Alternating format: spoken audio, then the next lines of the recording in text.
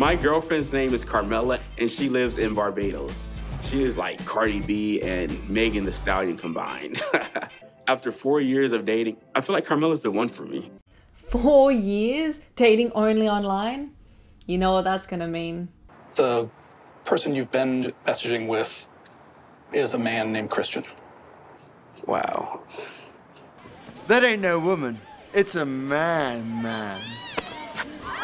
Hey guys, we're taking a look at a new cast member from Before the 90 Days, Season 6. Meet Tyray, a ukulele playing 33-year-old, lives in California, who's been dating online with a 27-year-old Christian, Carmella, for the last 4 years. And just in case you haven't guessed it yet, it's going to be a good old-fashioned catfish story. So it's time to spill the tea.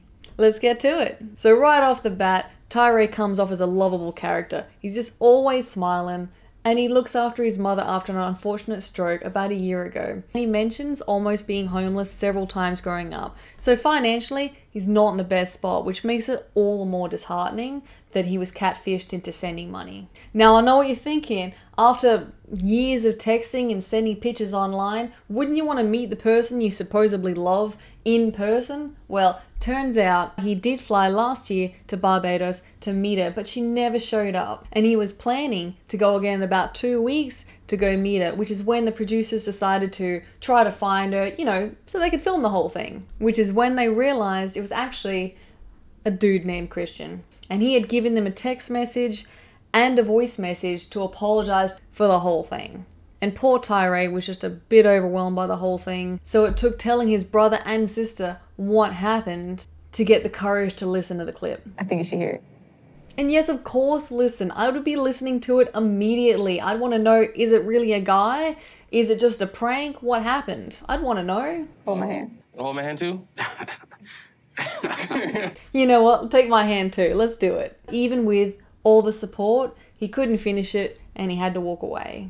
I'm Christian. Christian, okay. But here's the crazy part. He's somehow accepting that he was catfished and in full denial at the same time. This might all just be a misunderstanding. Maybe it was just someone else who had her phone or something. Maybe she was hacked, I don't know. I feel like this guy's going through all scenarios except the one where he was catfished by a dude that was just trying to hustle. He could be her pimp. And he just continues to rationalize that what if she was in prison and she's out now and she's back with her husband? That's still like a possibility though. So his sister does some digging and she finds out that this Carmella is actually on adult cam websites. And again, he's got to leave and says he can't believe she didn't tell him. I'm pissed because my girlfriend's on an escort website. That's up. Bro, you weren't dating an escort. How many times you got to be told it's a dude named Christian using someone else's photos? And obviously that someone is in escorting. And now, what am I going to tell mom? I was dating an escort who said she lives in Barbados, who happened to live in Bakersfield. Oh, you just want to shake him. Hello? Hello? I'm finally ready to get to the truth. Right, he's ready to get to the truth. And I feel like he just wants someone to tell him it's been a big misunderstanding. So they actually meet up with a private investigator, and even he thinks that Tyray is just hoping for some good news. But he does say that the numbers were either burner phones or set up for texting and you can't trace the phone. He was able to track the email address, which led back to a PayPal account.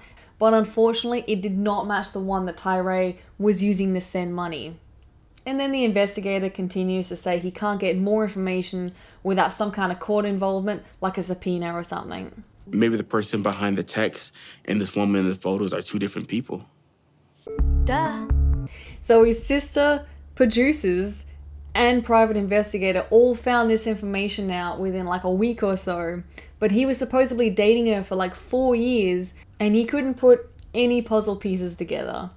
Even a blind man could at least, get the corner pieces in or something. He couldn't even do that.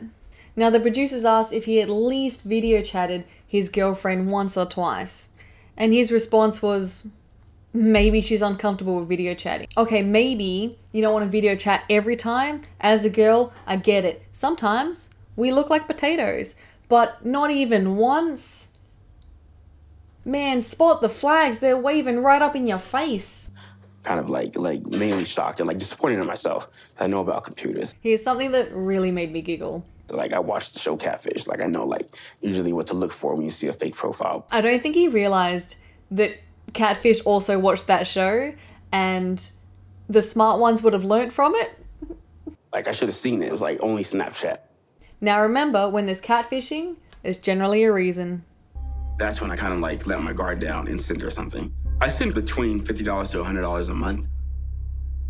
She just like is always asking for more.